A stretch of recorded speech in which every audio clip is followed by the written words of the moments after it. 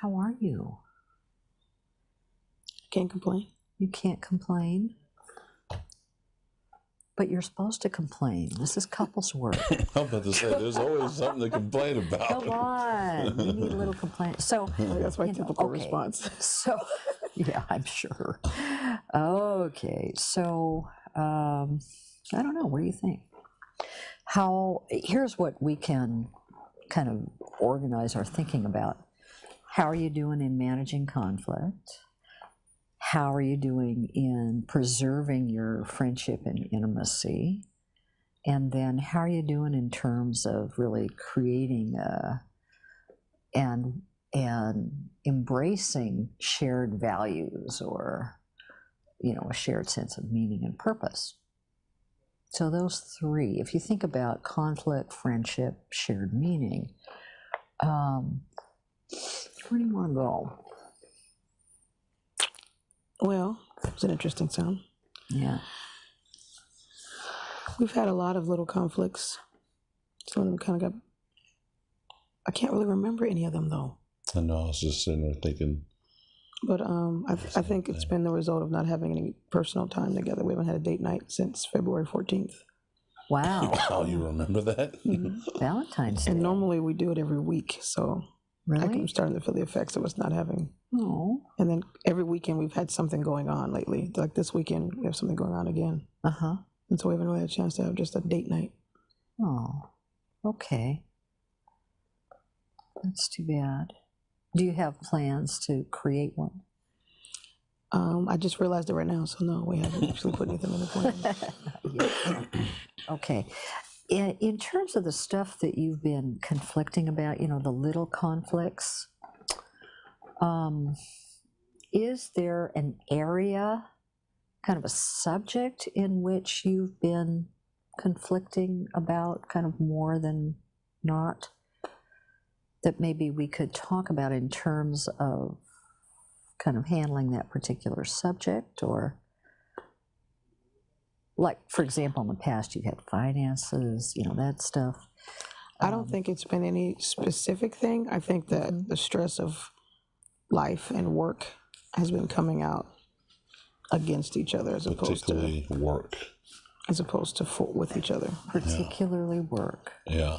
Say more, Paul. Our main conflict has been around my micromanaging of Chantel, and and so, and I say micromanage just because she says it, but to me, I feel like I am managing and organizing as best I can. Okay. And so, but she completely takes it as, oh, there you go again, and she doesn't let me get a word in at all before she blows up, and I can feel it coming. So I'm almost like I don't even want to bring it up. So I almost get, kind of apprehensive, but because of the pressure I have to perform and to make things right, I end up bringing them up anyways. I see. And so I see certain areas that need, because I think my whole drive is for us to be professional and to have a certain work ethic, and okay. And so I'm trying to drive her to see the same thing, and it's hard because where she's at right now, she's never been before, and so in terms of work, and so we've already identified the issue is that she's not working in the capacity of kind of her giftings and her strengths. They were in the past, but she's starting to grow into some new stuff and having less of a tolerance for the work that she did before. But there's nothing we can do about that at this moment, meaning that her job description, we can't just change up her responsibilities because if we do, there's no one else to fill in that role that she's going to be leaving in. Okay, so let's let's talk about a way that the two of you guys can talk about this issue, which sounds like it's more of a process issue. In other words, how do you manage? How are you as a manager? How is she? How are you as a coordinator? As they managed. As As the a managee, the managee, in terms of that kind of style of managing, I want to give you guys a really cool little blue card that's called a conflict blueprint for you to use in an intervention that we can practice to help you guys talk about it. Okay? So take a look at this. This is called the conflict blueprint. And you'll notice that in step 1 of dealing with conflict, what you've got is listening and validation, right? So we've done a bit of work on that, but it sounds like this topic might be a good one to talk about as well, where what we're practicing is each person speaking their truth in terms of their position on this issue, in this case, how you want to be managed, okay? And there's no blaming, so there's no you statements. You talk about your feelings, so I feel, and you're using I statements, and then you state what your need is on this subject as the speaker. And what the listener does is you have to postpone your own agenda as a listener. And you want to really listen to your partner, hear what they're saying, and repeat what you hear in terms of what they're saying their needs are, all right? And also in particular, you really want to hear your partner's emotions. That part is probably the trickiest. And name them, even feel them a little bit.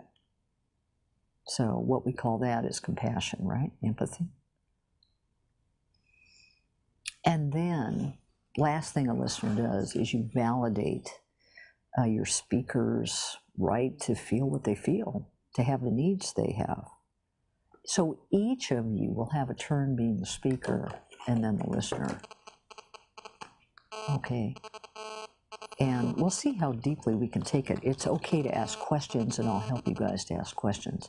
So let's just go through the first steps of that. Now, one of the things that is really useful is for the listener to take notes, right?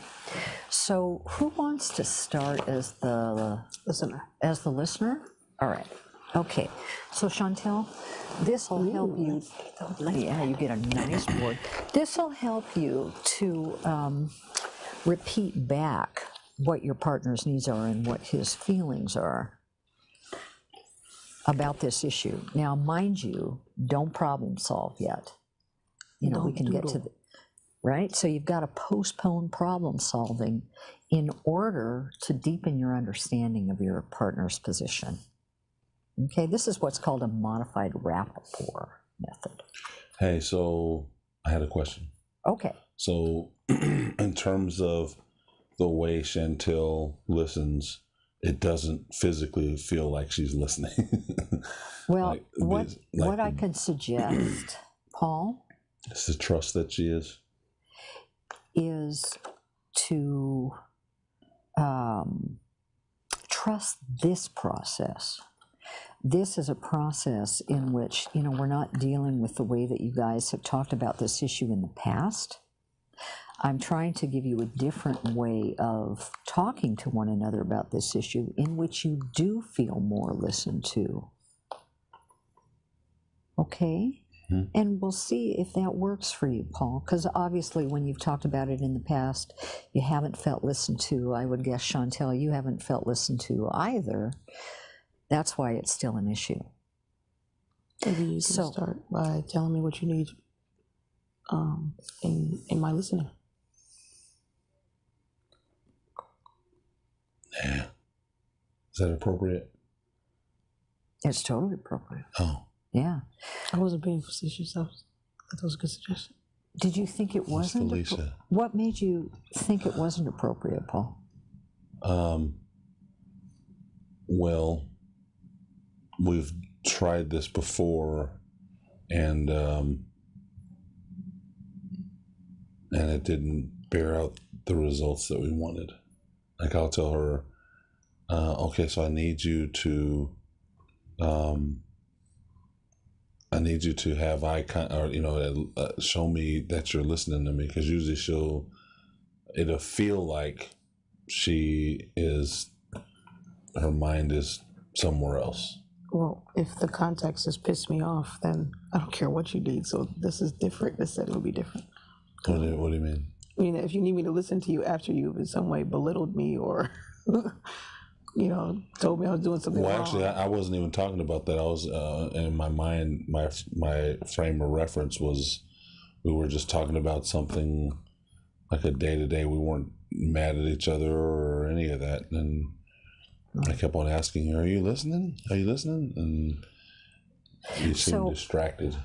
It sounds like one of the things that you really need is eye contact in order to feel listened to. Right. Is that right? Yeah. And then also response. You know how you won't necessarily respond with any words, but you'll say, okay, yes. The head nodding. Huh? So yeah, well, just kind of body language to let me know that you're engaged in what I'm saying. Yeah, what we call those are back channels. In other words, somebody who is kind of involved. Now, one of the things that, I think is important here is how do you express those needs? As you're pointing out, Chantel, it's difficult to stay involved and connected when what you're hearing, not necessarily what you're saying, but what you're hearing is criticism of some sort or blame. And the purpose of this particular way of talking with one another is to get the blame out of it. To get the blame out of it so that your partner can be more connected and listen.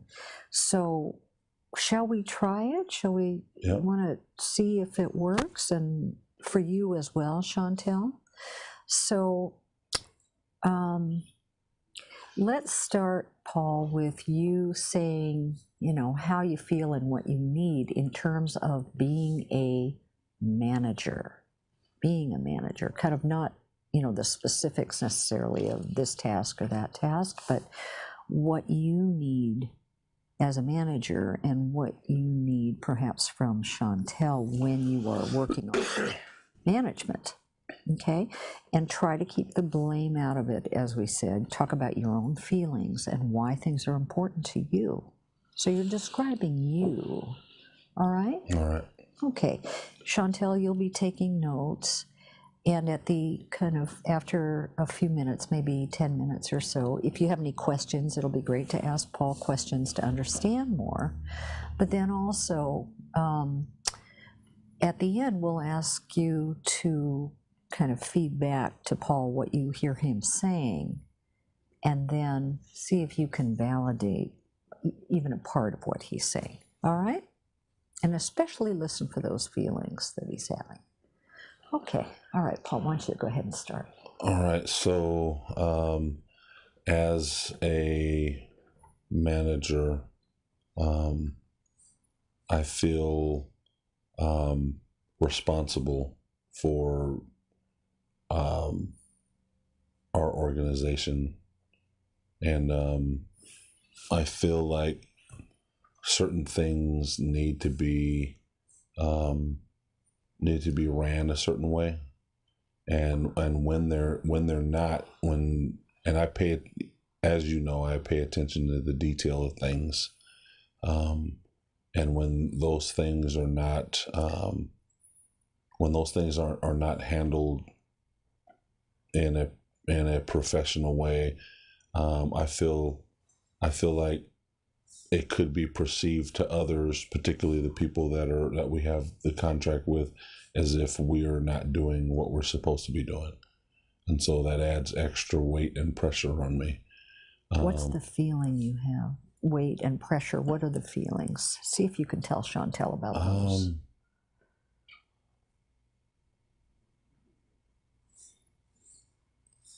I think I feel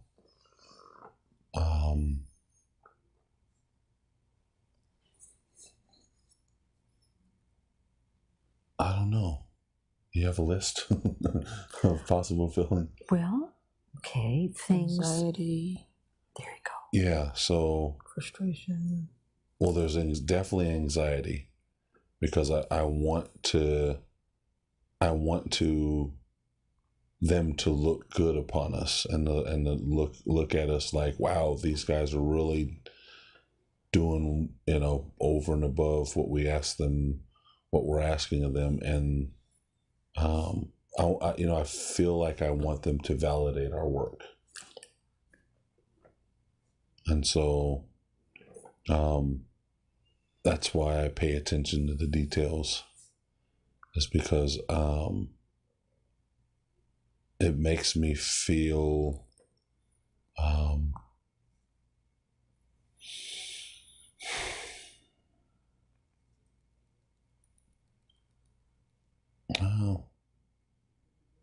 Good. huh? Makes me feel good. Yeah, actually, it does. Makes me feel like we've accomplished something. Like what we're doing is important. And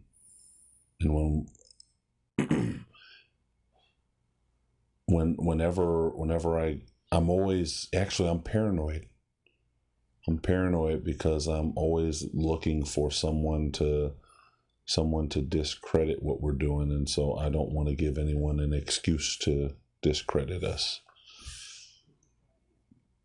Chantel, why don't you try asking him, when he says he's paranoid, he's really scared, what's his worst case scenario? What's he the most afraid Did I say will scared? happen? That's what paranoid is. Oh. What would be your worst case scenario? Worst case scenario would be to try as hard as we've been trying, and then at the end of the day, it doesn't add up, and we failed. And then what? And then what? And then,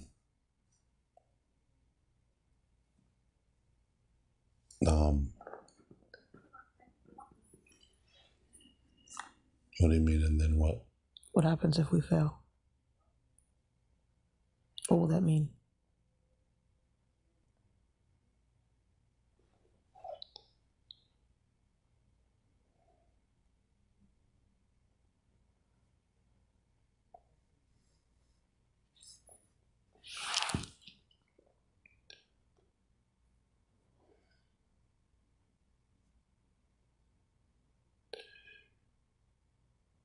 If we fail, then it would just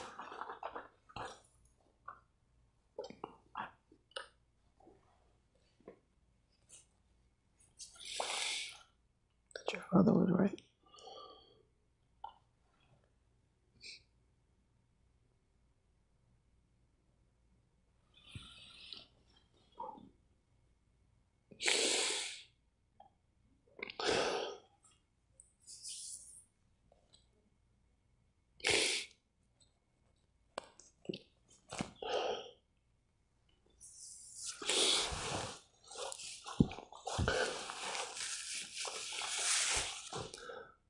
I live with that fear all the time. It doesn't matter how many promotions I get. The part of me that feels like I'm not supposed to be here. And so I try my hardest to make people feel like I belong here.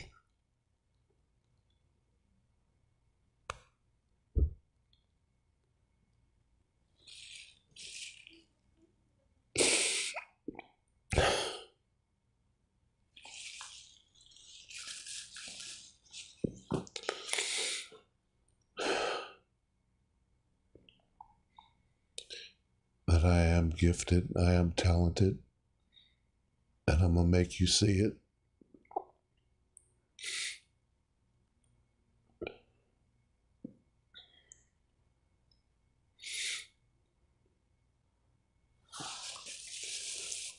There's so much more than talented, Paul.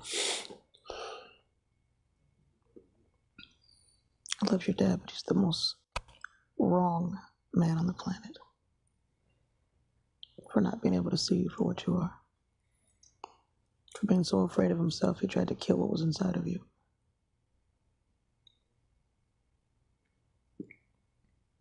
Everything about you is absolutely wonderful. Everything you do, say, you make everything you touch, you make it magnificent. And I see you every day. I see it every day. I'm impressed by it. I stop and I just stare at it sometimes. You see me looking at you and you don't know why.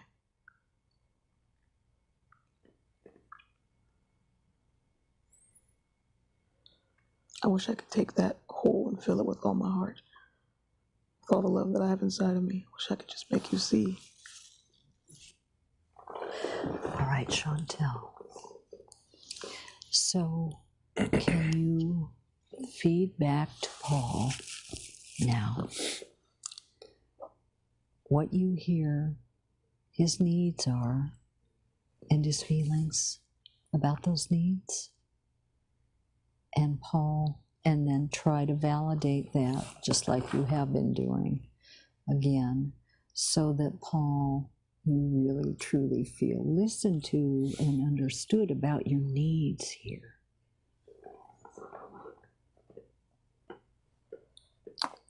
When I started writing these down, I've heard it from you before. I knew that you felt responsible. I knew you have a sense of wanting things to be in order. I know that you need things to be detailed and on task. I've known that you felt weight and pressure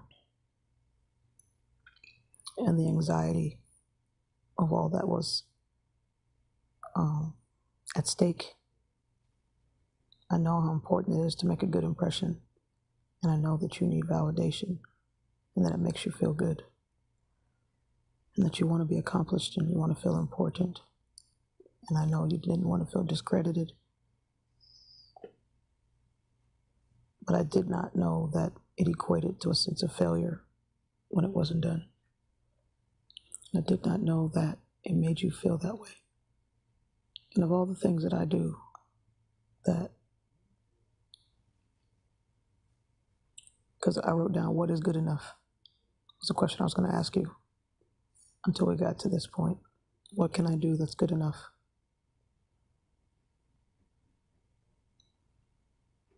But anything that I do, I never want to make you feel like that. Ever.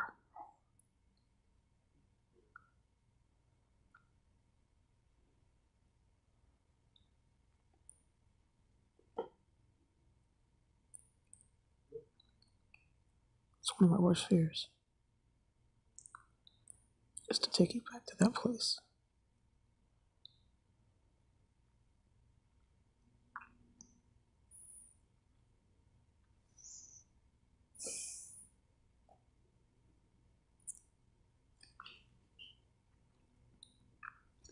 If there's anything that you could fail at,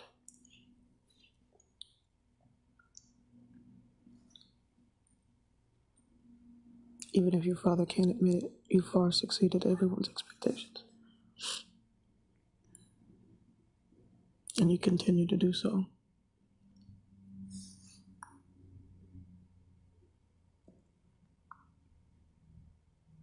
I feel like apologizing for not understanding that all of this was because of that. And now I understand.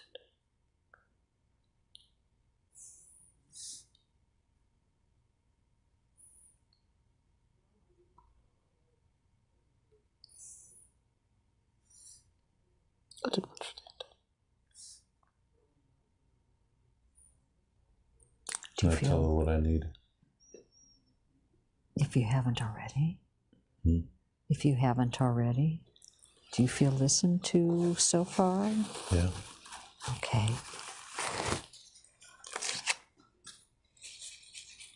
Yeah, but I feel like in my listening to her, I don't want her to feel like she had any, like she was doing that to me. Tell her.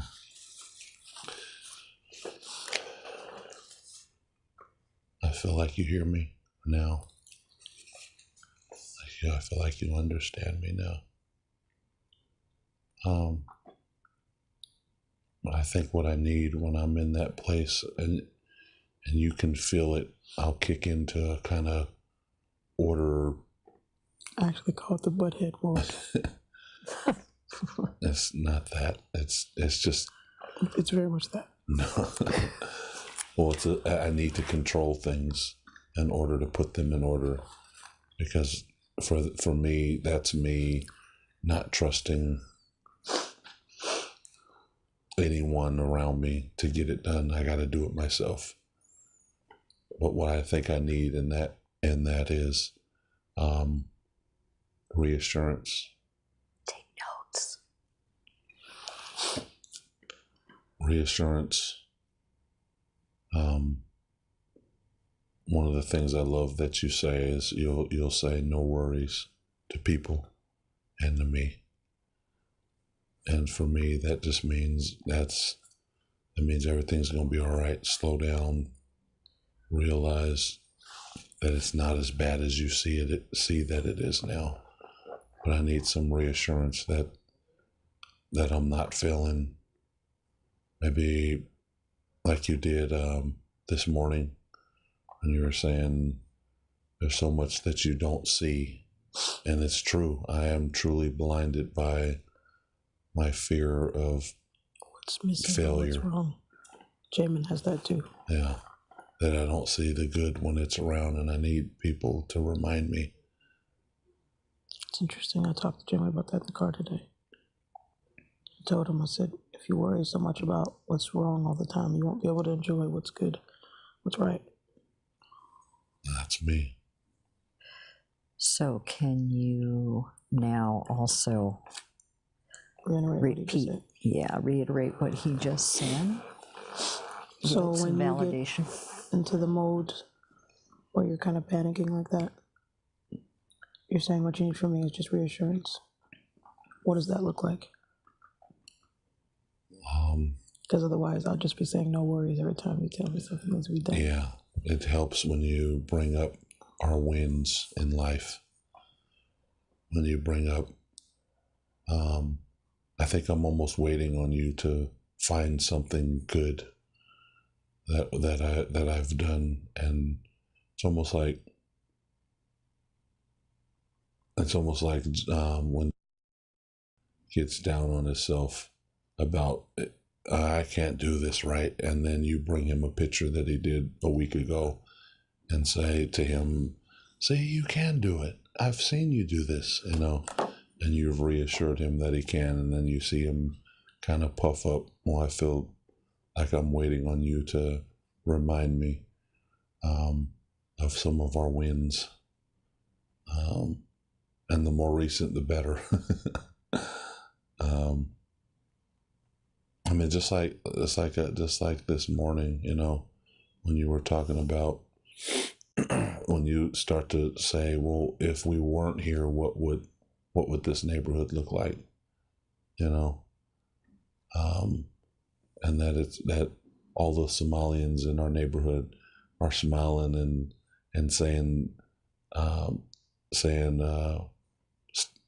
they're wanting to get to know you because of that one act of kindness. I mean, I need to hear stuff like that. Like our work is not in vain, that it's actually making a difference. Yeah. You know what? I think that's why it's so important to celebrate every step of the way. Small victories. Okay, it's almost time to trade roles now. Okay. Can you just reiterate this last piece, Chantel, and then it'll be your turn to be the speaker? You want me to point out the things that we're doing right, bring up our accomplishments, achievements, or acknowledgments in our current, and you want them to be current, not just keep bringing up the old ones that we did, so that you know that there's, that it's consistent rather, and let's celebrate the small victories. Good. Did you get it right? Yeah. Cool. All right. So why don't you tear that page off and hold on to it? Did you get one of these? She got one too. All right. All right. So we get to keep these? Yep. Okay. So Chantel, now your turn to speak about, in terms of being managed, what are your feelings and needs about what you want in terms of being managed, that working relationship with Paul? What is it that you want? And again, try to focus on what your feelings are, what your needs are, and not moving into what hasn't happened right, but rather focus on what it is that you do need, what you do want in terms of that working relationship with Paul. Paul, you'll be taking notes on it so that you can both try to feed back to Chantel after she's spoken, both what her feelings are and what her needs are, so that you also can show her some validation for what she's saying. Okay? All right. Okay. One of the first things that comes to mind is, for some reason, I need to see how things work.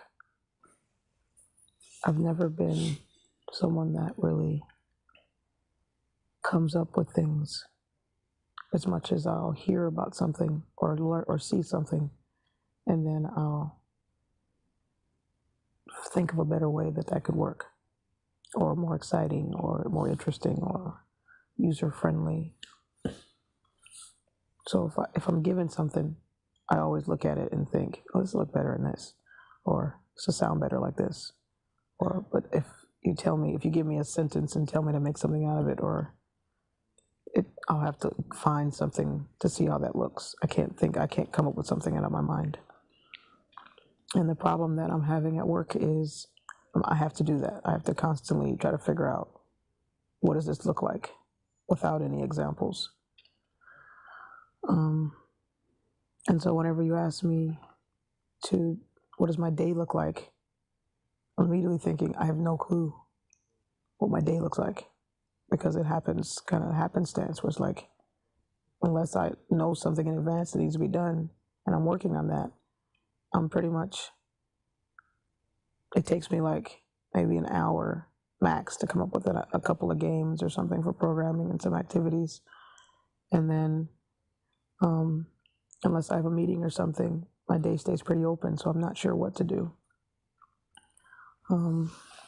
And so whenever you ask me, even because I've seen you try to change up how you ask, soften it, sweeten it, but still, I feel like I've done something wrong. Like, you having to ask means that I'm doing something wrong, and that makes me want to defend myself. So that's why it probably seems like I'm not listening, or you said like I shut you down, is because I hate feeling like I did something wrong, or like I made a mistake. Write this stuff down, Paul. Mm-hmm. Write this stuff down. Make sure, because you'll need to feed it all back to her. It's really hard to deal with being in trouble for me, and I stay in that kind of, am I going to get in trouble for this mode for some reason? So talk about what you do need, Chantel, as opposed to what you don't need. I need constant validation and appreciation. Almost like a puppy. It's pathetic. But I thrive. I always kid my friends that I could actually work on a salary of appreciation. If a person told me that I did a good job enough, I wouldn't even need a paycheck. But I would. And when I don't get that, I'll search for it. I'll find something to do to make someone say, I really appreciate that. I don't know why. And my dad does it too. Maybe it's just genetic. I need to see how something looks for me to do it and do it well. Unless it's something that just comes natural to me. And for some reason lately, the program work doesn't come natural to me anymore. It feels like that chapter of my life closed about 6 years ago in childcare. I just kind of muddled through the last few years. And I've completely forgotten everything there is to do with it. So, Paul, when she says she needs to see what it looks like, why don't you try asking her something about, what that might look like? What would the process look like where she was helped to see what it looks like? So when you say you need to know what it looks like, what does that actually look like? So like when I get to work, I have no clue. I'm a sitting duck, it feels like. No creativity, nothing at all flows. If I go into another childcare center, it all comes back. When I'm in somebody else's facility, I remember everything. Like when you asked me about Tiny Tots, and I can imagine myself back at Tiny Tots, I remember everything.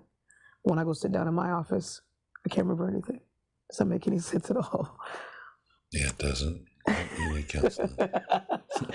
Shut up. So it's because there's nothing in my office that correlates with our work that says this has to go to this. I don't even know how to begin to create that either. But when I was in my office at my other jobs, because they told me what they needed from me.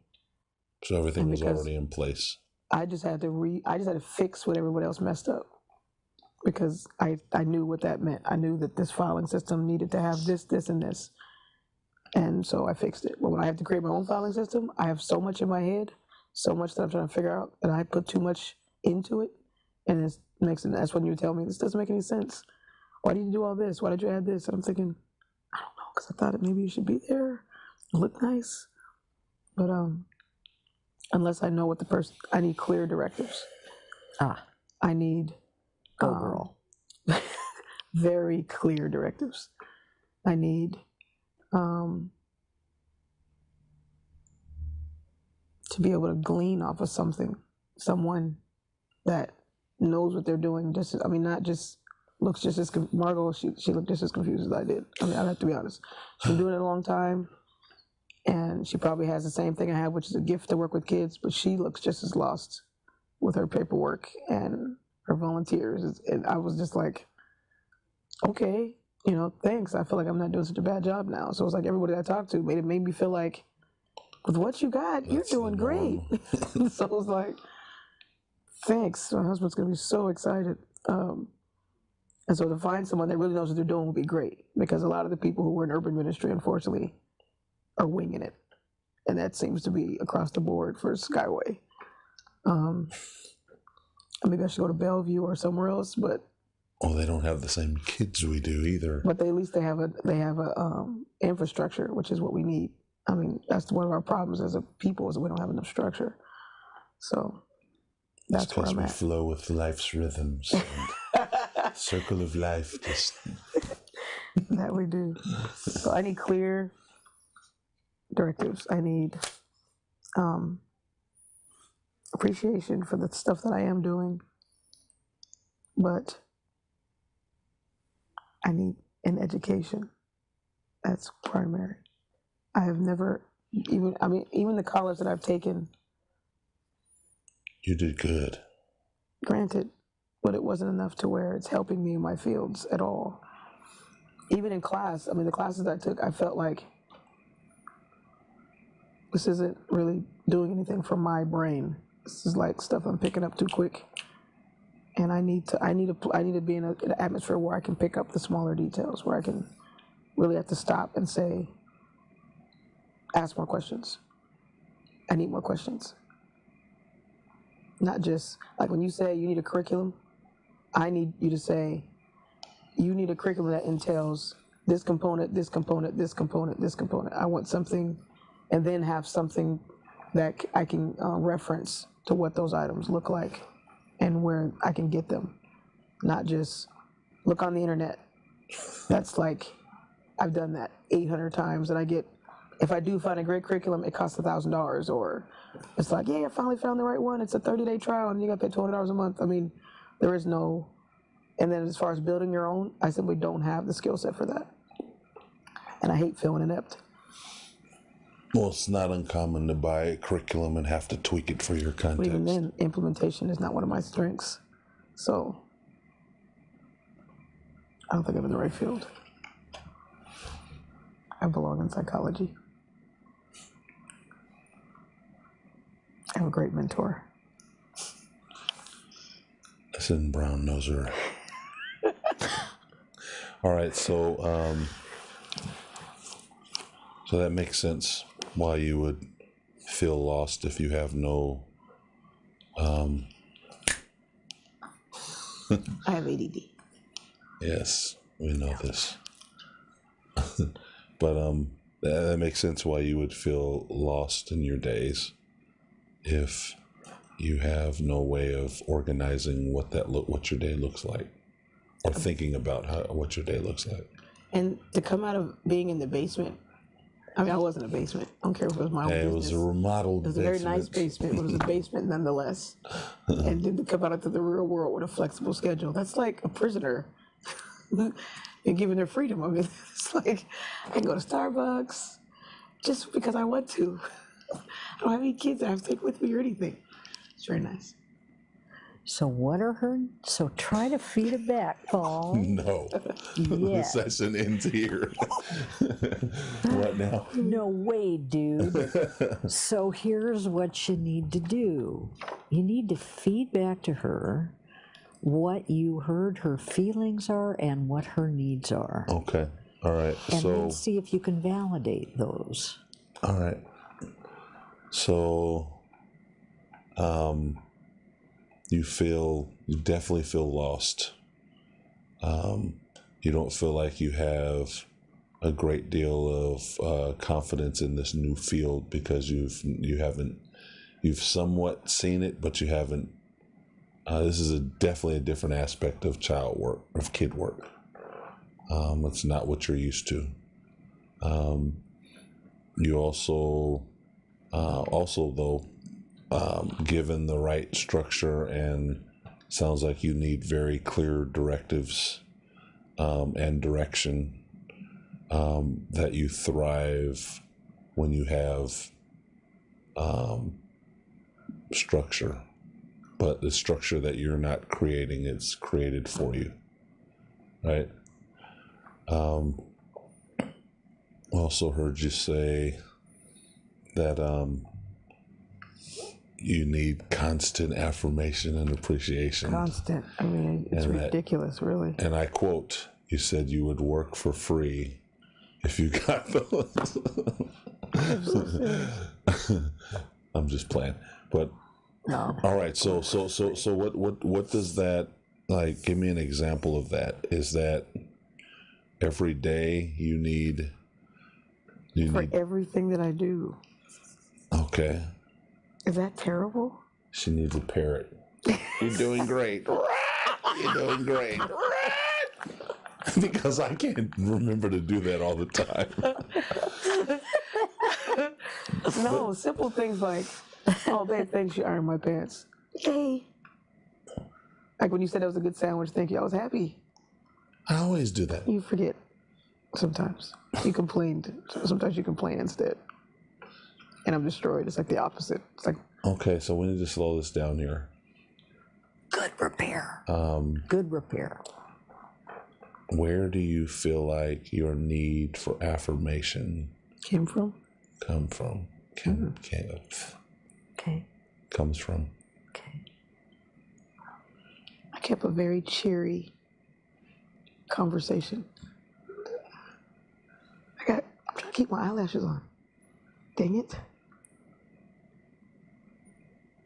Well, I'm wanting to know because if it's something that important to you, there had to have been something that created that in you, right? I wasn't allowed to have it. To have.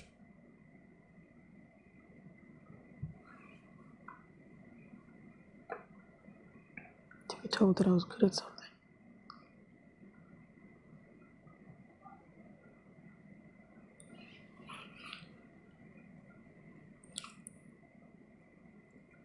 I don't know why. My family was really worried about you growing up being conceited. So, if ever somebody told me I could do something, they would tell them not to tell me that. They'd say she already knows it. Or they would tell people not to call me pretty. Don't tell her that. If I brought home anything good, my grandma would always say, yeah, I know. You got 7 good senses. The Lord gave you 7 good senses, so you don't need to be told that. You know that. She never just told me good job. What's the man that your grandma? That was my grandma that I could think of the most, but I remember my cousin Tina and my aunts always telling people not to give me compliments or point out things that I did, even when I got awards or when I won events. Or my grandma always stored away all my trophies and ribbons. She said she was keeping it for me. She didn't put them out.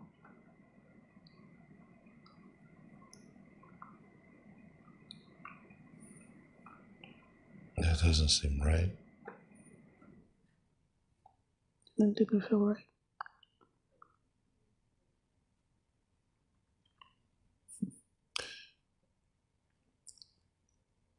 You said this to me, and I'm going to say it to you.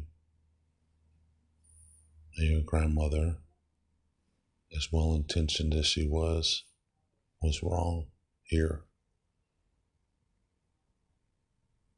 Might have been because of her upbringing, or I don't know what it was. I just couldn't imagine holding back praise from any of our kids. So I can only imagine what it had felt like for you, that you had to hide yourself. How did you feel when she did that to you?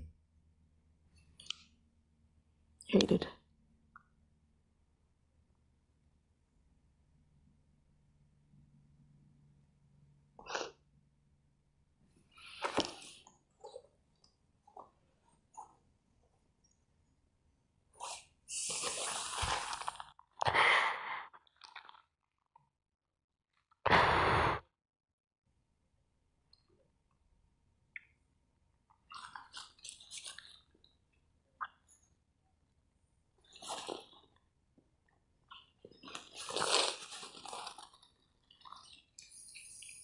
I didn't understand.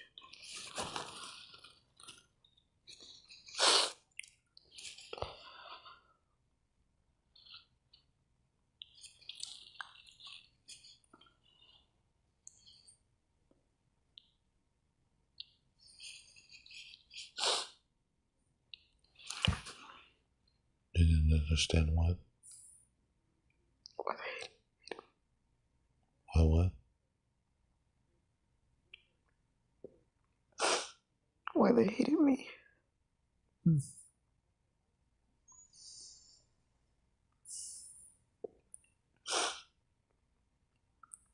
why my dad left me with people that hated me.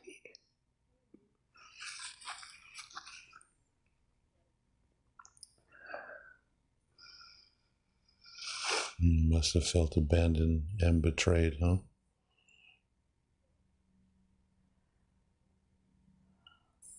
Okay, let me stop you for a moment. You feel listened to by him.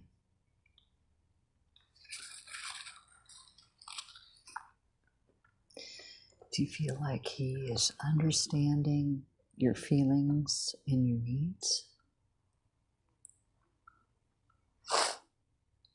He's really, really getting it, isn't he?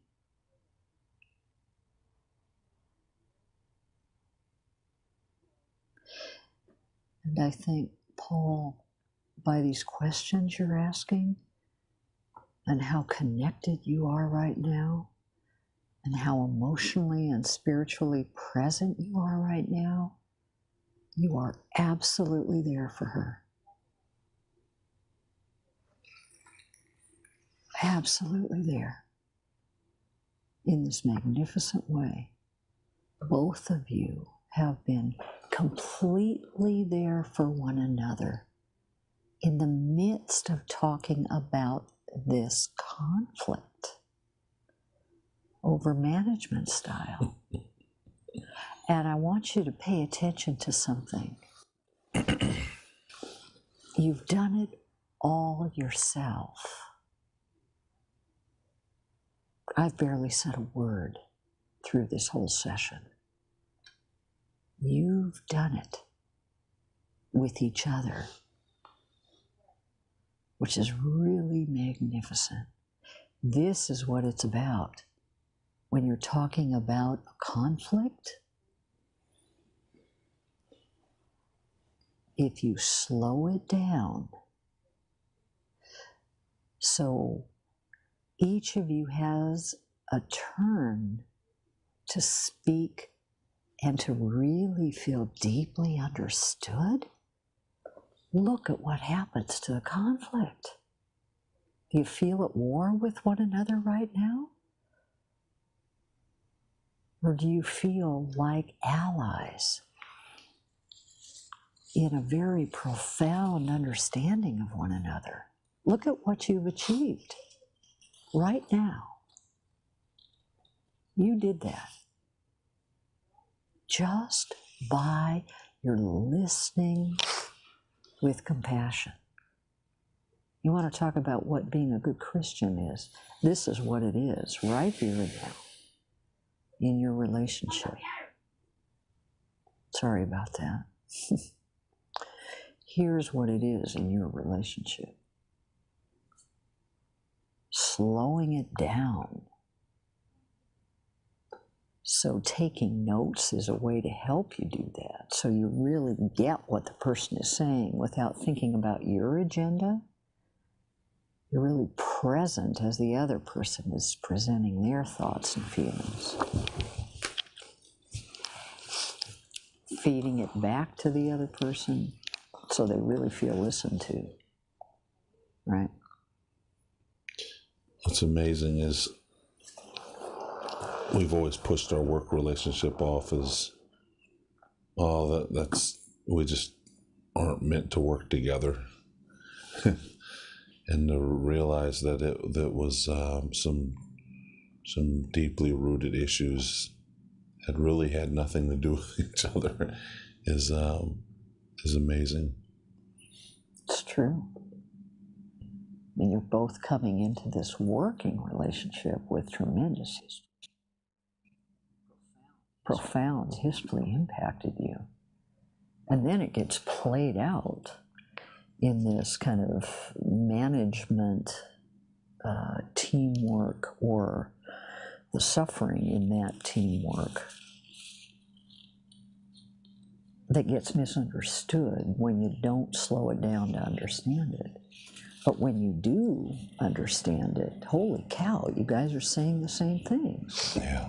You're really saying the same things. I desperately need affirmation. I'm afraid of failing. I need validation. You're both saying the same thing. You know, a part of what I heard you also saying, Chantel, is that I really need to consult with somebody. I need supervision to figure out how to even do this. Because I don't know what I'm doing. I'm trying to make it up and reinvent the wheel. Just because I haven't ever had the training. Yeah, that's it. And so without the training and the background in terms of how to create a curriculum or how to direct a program like this, what you did before is pretty different than what you're doing now. Definitely. And how are you supposed to know? How are you supposed to figure it out? I mean, that's part of that lost feeling. It's like, and then you're expected to know. Well, it's a setup for failure, you see. So somehow there's got to be some consultation out there, some supervision from somebody who's done programmatic work like this, to just give you some structure about how to do it. And Paul, you may be in a position to do that or not, you know, I don't know. But that's the missing piece here that you guys were talking about in terms of what you need. It's no wonder you're feeling what you're feeling. And it's no wonder you too are feeling what you're feeling. You know, you're up here and she's trying to figure it out, and with no resources except her own wit, you know, her own mind. And that's, you got to have some kind of education and training. So even getting you to a workshop where you can learn that kind of stuff, or bringing somebody in from the community as a consultant to help you who wants to donate some time to a program like this, you know, that would be really helpful. Yeah. Okay, you guys. Well, good session for today. Yeah. You reached a lot of connection. Can you guys meet next week again? Okay. Hold on to those cards because they're really helpful. There's a blueprint for how to talk about conflicts. On the other side is some of the compromise stuff that we've talked about before, and then how to process a fight if you've had one.